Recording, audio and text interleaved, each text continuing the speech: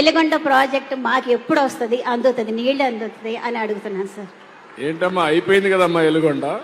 మాకు నీళ్ళు అందలేదు సార్. ఇంకా కాదమ్మా, మొన్నే వచ్చాడు కదా మాజీ ముఖ్యమంత్రి, వచ్చి ఇనాగ్రేట్ చేశారని చెప్పాడు కదా, చెప్పలేదా?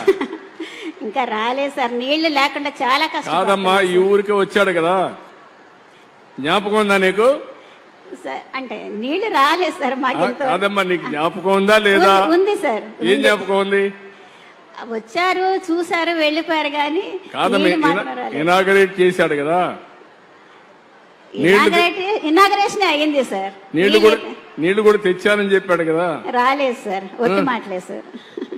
కాదమ్మా, నేను ఇంకా అయిపోయింది అనుకుంటున్నాను. లేదు సార్, నీళ్లు రాలే. ఏమ్మా, నీళ్లు వచ్చాయి ఎక్కడికి?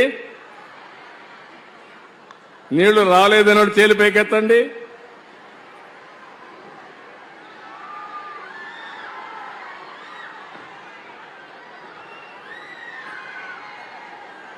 ఏంటమ్మా, అయితే ఆయన చెప్పిందంతా ఒట్టి మాటలేనా? ఇలాంటి వాళ్ళు ఏం చేయాలి చెప్పండి? నీళ్లు ఇవ్వకుండా నీళ్లు ఇచ్చానని చెప్పేవాళ్ళని ఏం చేయాలమ్మా?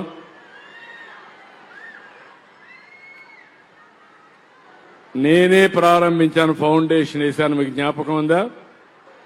96, 97లో ఈ ప్రాంతానికి వస్తే అందరూ నన్ను వచ్చి అడిగారు, సార్ మాకంతా కూడా వెలుగొండ ప్రాజెక్ట్ ఇవ్వండి, శ్రీశైలం నుంచి నీళ్లు దండి, ఒకవేళ నీళ్లు లేకపోయినా 4-5 ఏళ్లకు ఒకసారి మీరు ఒక్క తడిగాని ఇవ్వగలిగితే, ఒక్కసారి నీళ్లు తెస్తే మాకు ఈ కరువు పోతుందని అప్పట్లో అడిగారు.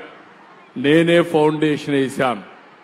అది కూడా అబద్ధాలు చెప్పే పరిస్థితికి వచ్చారు. మొన్న వచ్చిన ఆయన అయితే ఆయనే వేసినట్టు చెప్పాడు, వాళ్ళ నాన్న వేసినట్టు చెప్పాడు. కాదు, నేనే ఫౌండేషన్ వేసా, మళ్ళీ నేనే ప్రారంభం చేసి నిజమైన నీళ్లు మీకు ఇస్తా. మామూలు ఒట్టొట్టి డ్రామాల నీళ్లు కాదు. నీళ్లు తెచ్చే బాధ్యత తీసుకుంటా, వార్ ఫుట్టింగ్ మీద చేస్తా. చూసారు కదండి, మరి ఈ వీడియో కనుక మీకు నచ్చినట్లయితే ఒక లైక్ కొట్టేసి మీ అభిప్రాయాన్ని కూడా కామెంట్ బాక్స్ లో తెలియజేస్తూ ఇలాంటి ఇంట్రెస్టింగ్ అప్డేట్స్ కోసం మా ఛానల్ ని సబ్స్క్రైబ్ చేసుకోండి.